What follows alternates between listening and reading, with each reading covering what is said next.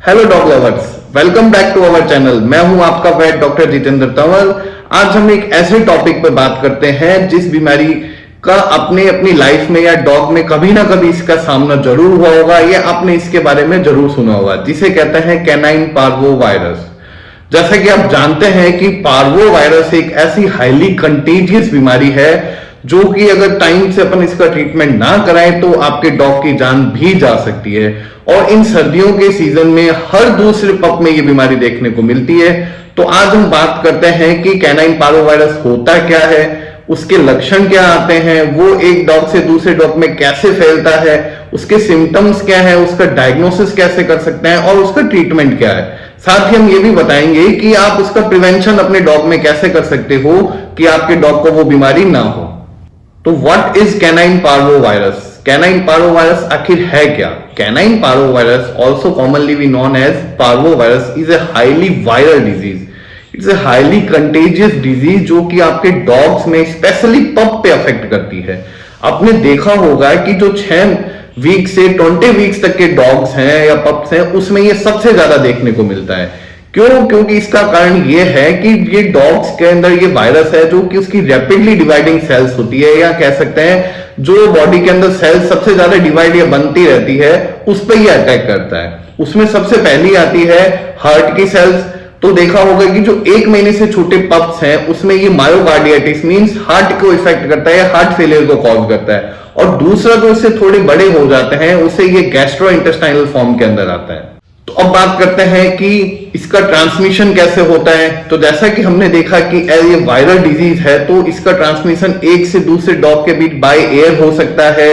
अगर एक आप डॉग कैनल में रखे गए हैं, अगर एक डॉग को वायरस हो रखा है तो दूसरे डॉग को उसकी नेजल ड्रॉपलेट से मोस्टली देखा गया है कि ये वायरस है जो उसकी पूप में यानी पॉटी में निकलता है। तो अगर कोई दूसरा डॉग उसके कांटेक्ट में पप आता है तो उसे भी ये वायरस फैल सकता है। उसके जो यूज करने के जो बर्तन है या उसके जो आप उसे यूज करने के लिए कंबल या उसके कपड़े यूज करते हैं तो उससे भी ये वायरस एक से दूसरे में ट्रांसफर हो सकता है।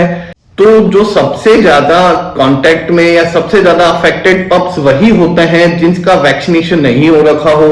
ये वायरस है जो कि एनवायरमेंट में काफी टाइम तक लाइव रह सकता है, तो ये काफी दिनों बाद में भी आपके दूसरे डॉग को कांटेक्ट में ले सकता है।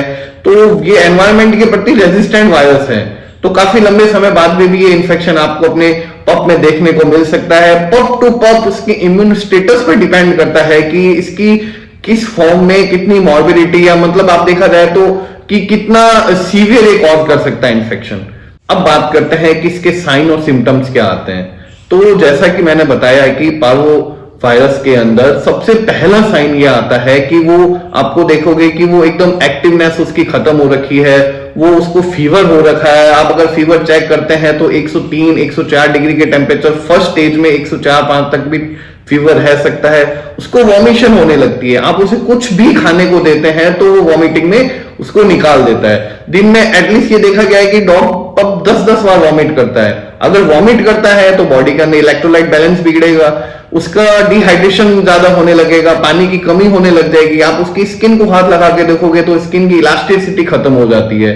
ये इलास्टिसिटी से ही अपन पता लगा सकते हैं कि डॉग में किस लेवल तक का डिहाइड्रेशन हो रखा है। दूसरा जो सबसे पिक्यूलर या जो विशेष साइन जिसे कहते हैं वो आता है कि इसकी पॉटी में ब्लड आना स्टार्ट हो जाएगा, या इसकी जो पॉटी का कलर है वो डार्क ग्रे में स्टार्ट हो जाएगा। क्योंकि ये वायरस जब इंटेस्टाइन पर अटैक करता है तो वो इंटेस्टाइन की लेयर को तोड़ने लगता है, जिससे वहां से ब्लड स्क्रीट होता है और वो आपके डॉग के इंटेस्टाइन के होते हुए थ्रू रेक्टम से पॉटी के अंदर निकलने लगता है। डायरिया स्टार्ट हो जाता है, एकदम बैड स्मेल कलर की पॉटी आने लगती है। उसका कारण ही यह है कि जब वो इंटेस्टाइन को ब्रेकआउट करता है तो आप देखोगे उसके अंदर म्यूकस से पॉटी के अंदर आने लगते हैं।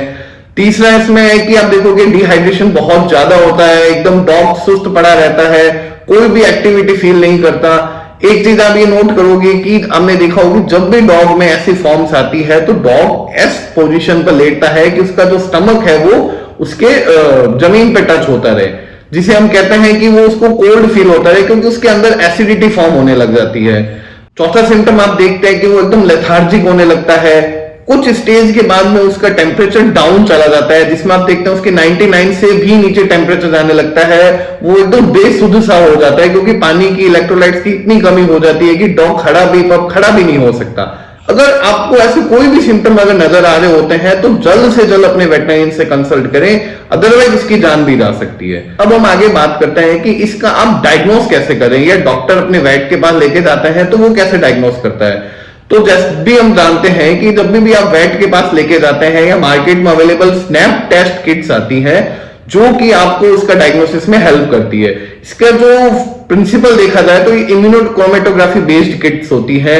अब हम बात करते हैं कि अगर डॉग को पार्वोवायरस हो गया तो इसका ट्रीटमेंट क्या है। ट्रीटमेंट में सबसे पहला यही आता है कि आपको इसको एकदम ऑफ फीड और ऑफ वाटर पर रखना है। आपको उसे कुछ भी खाने को नहीं देना है या कुछ भी पानी पीने को नहीं देना है, क्योंकि आप जितनी बार इसको पानी देंगे वो उतनी बार वॉमिटिंग में निकाल देगा, और जितना कम आप लेवल में पानी देंगे उससे ज्यादा इसको वॉमिटिंग हो जाएगी और डिहाइड्रेशन में चला जाएगा। तो कुछ जैसे कि आप देखते हैं ये वायरल डिजीज है तो एंटीवायरल कोई भी ड्रग इसके लिए बनी नहीं है। अगर वायरल डिजीज ज्यादा है, अगर वायरस की सीवियरिटी ज्यादा है तो इसकी इम्यूनिटी डाउन होती है, तो इसमें बैक्टीरियल इन्फेक्शन के चांसेस भी बढ़ जाते हैं। तो वेटरनरियन आपका प्रिस्क्राइब करते हैं तो आपको फ्लूइड थेरेपी पे डॉग को रखते हैं, क्योंकि आपने इसका खाना पीना बंद कर रखा है, तो वो उसको फ्लूइड में डीएनएस आरएल दे सकते हैं। इसको एक स्केड्यूल पर्पज से एंटीबायोटिक्स दी जाती है मॉर्निंग इवनिंग। जो भी इसका ट्रीटमेंट है वो मॉर्निंग इवनिंग दोनों टाइम चलता है। इसमें साथ में मल्टीविटामिन दे सकते हैं, और आप इसके वॉमिटिंग रोकने के लिए वो एसिडिटी रोकने के लिए एंटा एसिड्स हो गए, एंटीइमेटिक्स जिसे हम ऑन्डेंस्ट्रॉन कह सकते हैं, रेनटेक कह सकते हैं, पेंटाप्रोजोल होता है, पेरिनॉम्स होता है, ये कुछ मेडिसिन वो प्रिस्क्राइब करते हैं जो किसके मॉर्निंग इवनिंग इन फ्लूइड के साथ ही इसकी बॉडी में जाती है। साथ में इसके साथ में अगर डायरिया हो रहा है तो गट के अंदर, इंटेस्टाइन के अंदर एनारोबिक बैक्टीरिया बढ़ जाते हैं, जिसको रोकने के लिए वो मेट्रोनिडाजोल का यूज करते हैं, जो भी सुबह शाम चलने लगता है। अगर आप इसका ब्लड एग्जामिनेशन करवाते हैं 2-3 डेज बाद में ये ठीक नहीं होता है तो बॉडी के अंदर प्रोटीन की डेफिशिएंसी होने लगती है। तो इसके लिए मार्केट में जो अवेलेबल फ्लूइड थेरेपी के अंदर कुछ प्रोटीन सोर्सेज भी है, फ्लूइड है, वो भी इसको दिए जा सकते हैं। अब एक ऐसा इंजेक्शन की मैं बात करता हूं जो कि अभी मार्केट्स में अवेलेबल है, इम्यूनोग्लोबिन्स। वो क्या होता है कि जो पारो वायरस के लिए कुछ इम्यूनोग्लोबिन्स बनाए गए जो इसकी इम्यूनिटी को बढ़ाते हैं। उसका भी जैसे डोज देखा जाए तो 0.4 मिलीग्राम पर केजी बॉडी वेट से इसको 5 डेज तक दिया जाता है, जो कि रिकवरी को और ज्यादा फास्ट कर देते हैं। तो ये कुछ ट्रीटमेंट का लाइन ऑफ ट्रीटमेंट है कि जो इसे प्रिस्क्राइब किया जाता है। आपने देखा होगा कि ये एज अ वायरल इंफेक्शन है तो इसकी सीवियरिटी टाइम टू टाइम बढ़ती है। आप फर्स्ट दिन ट्रीटमेंट करवाने गए, आप देख रहे हैं कि दूसरे या तीसरे दिन इसकी सीवियरिटी बढ़ रही है। ऐसा ही होता है, डॉक्टर वेटरनरियन कुछ भी नहीं कर पाते इस बीमारी के अंदर, सिर्फ वो सपोर्टिव ट्रीटमेंट पे रखते हैं, या अगर अवेलेबल आपके आसपास इम्यूनोग्लोबिन्स अवेलेबल है तो वो उसे इसको भी दे सकते हैं। तो आपने देखा है कि इसकी सीवियरिटी बढ़ती जा रही है। 3 to 4 और 5th डे के आने के बाद में ये वायरस अपने आप बॉडी से एलिमिनेट होने लगता है धीरे धीरे, और आपके डॉग में रिकवरी के चांसेस भी बढ़ते रहते हैं। एटलीस्ट देखा गया है कि 7 to 8 डेज तक इसका ट्रीटमेंट चलता है, देन वायरस अपने आप एलिमिनेट होता है, का इम्यून सिस्टम इंक्रीज होने लगता है, तो ये डॉग धीरे धीरे रिकवरी फेज में आने लगता है। आपको कैसे पता लगता है कि डॉग को कब खाना देना है?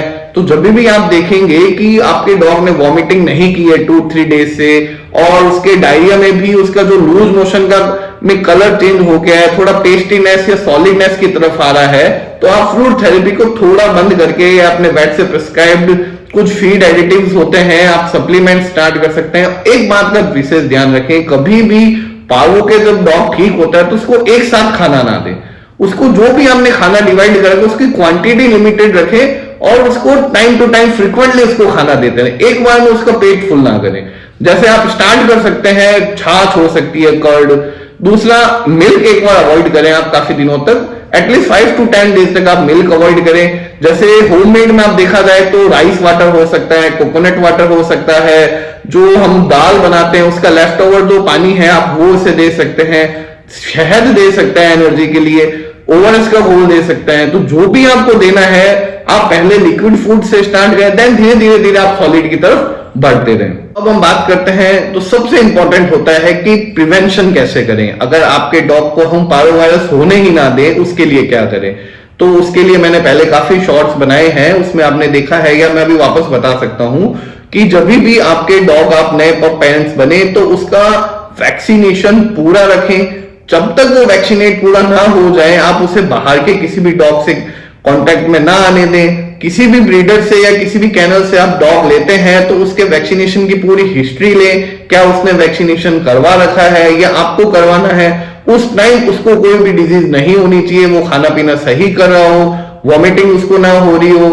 और वैक्सीनेशन का जो स्केड्यूल है कि डॉग लेते ही या आप जब भी ट्राई ये करें कि एटलीस्ट 2 मंथ का पप या 1.5 मंथ टू 2 मंथ के बीच में ही पप को अडॉप्ट करें। उससे पहले उसका 30 डेज पर पारो वायरस का इंजेक्शन लग जाना चाहिए।